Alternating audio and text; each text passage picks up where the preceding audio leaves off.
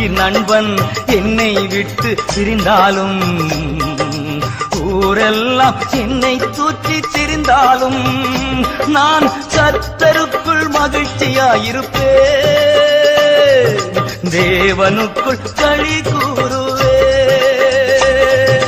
கர்த்தருக்குள் மகிழ்ச்சியாயிருப்பேன், தேவனுக்குள் களி கூறுவேன்.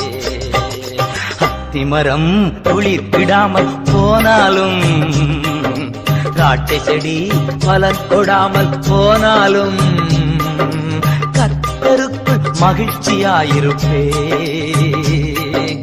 தேவனுக்குள் களி கூறுவேன்.